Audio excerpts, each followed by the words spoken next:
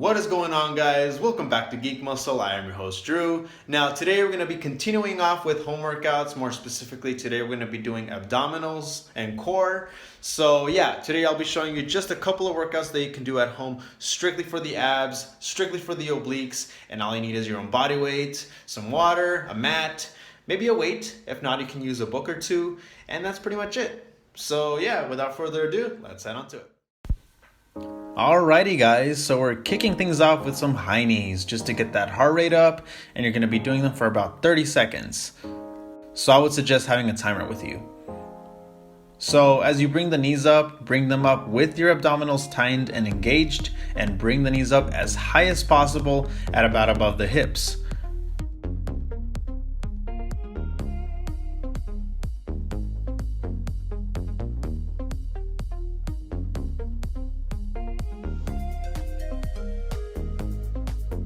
So once the 30 seconds are up, drop down to the mat and immediately jump into 12 knee tucks. Try repeating these for about 3 to 4 rounds and give yourself for about 45 seconds in between.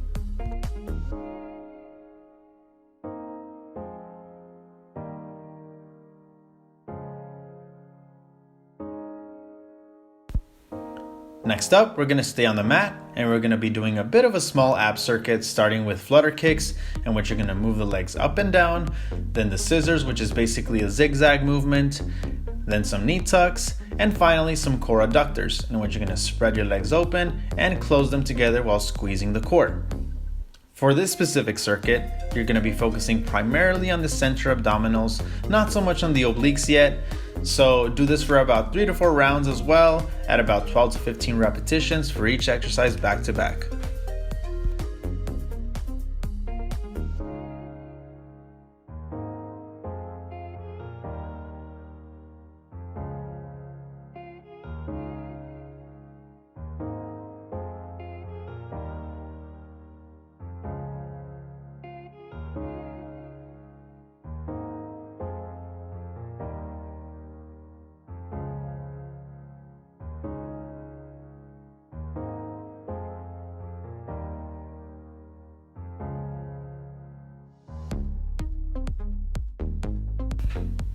And as you can see, I'm flexing my Zelda encyclopedia book as if anyone cares, but I'll be using that as weight for the A-frame abs. So for this specific exercise, you will get your hands together in a capital A-shaped form, and you're going to alternate from side to side.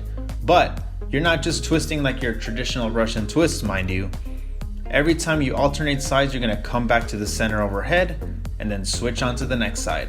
That way you have more to press down to when hitting the obliques, especially with some weight. So try to keep the upper body area as straight as possible, as the only movement should be with your arms pressing down at each side. Following this, immediately switch to the A-frame abs over the knees, in which now you're focusing back to the center part of the abdominals. So overall, do this exercise for about 12 to 15 reps each for about 3 to 4 sets.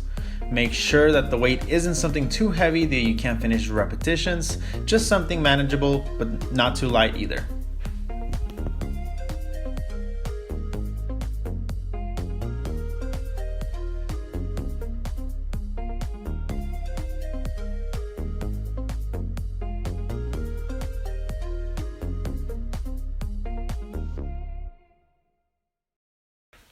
Next up, we're doing the oblique twists using a band and some heavy type of furniture resistance. So for this exercise, once you grab the band, come back to the point where you feel your arms are stretched and you feel like it's slightly pulling you back. So you're going to twist with the band while keeping your overall body straight without having your full body turn when bringing the bands back. That way the only rotation is going on in the oblique area. Do this for about 4 sets of 12 to 15 for each side, and if the band feels too light, just increase it to a thicker band or increase the repetitions.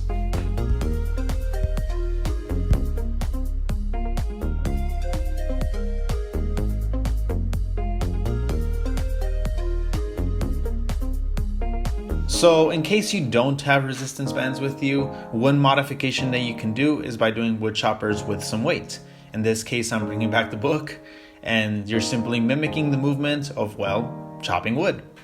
Just pretend the weight or ball or book is an axe.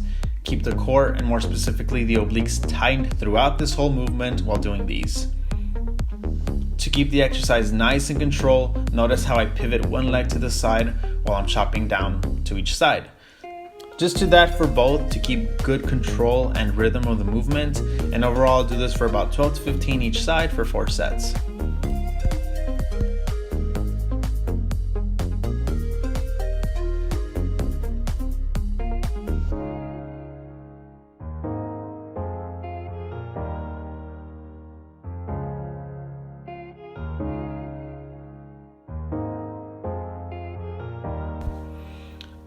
Next exercise, we're going to focus on both the oblique and central abdominals by starting off with the oblique knee tucks and what you're going to be doing in a push-up position, followed by mountain climbers. So stay at a push-up position at all times and start the movement slow, and once you've gained control of it, go a little bit faster. For each side, put emphasis on the obliques, especially when bringing the knees up.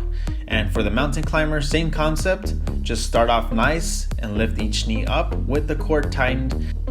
Then once you've gained control, you can go a little bit faster with a slight hop as long as you stay in rhythm. Overall, do these for about 4 sets of 12 to 15 each side for both exercises. So for the last exercise today, we're going to be doing lying leg raises. First, we're going to alternate from side to side, nice and controlled to really hit the obliques. Then we're going to do the frontal raises, focusing strictly on the center part of the abs. And to finish it off, you're going to do a lying leg and hip raise, working on the whole core together. So keep this full exercise nice and controlled, starting off at about 3 sets of 5 alternating sides, followed by 5 frontal and 5 with the hip raise. Once it becomes too easy, that's when you can increase the reps to 6, 8, 10, you name it. And as you can see, little Gina decided to come in and do the counting for me, as by this point I was already getting tired. And that's pretty much it if you want to get a full ab workout in a day.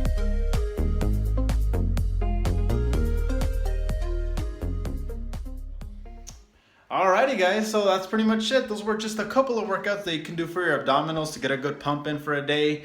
Well, for the time being, there's no gym. And yeah, if you found this video helpful, make sure to give this video a thumbs up, subscribe, and I'll catch you guys down in the next one.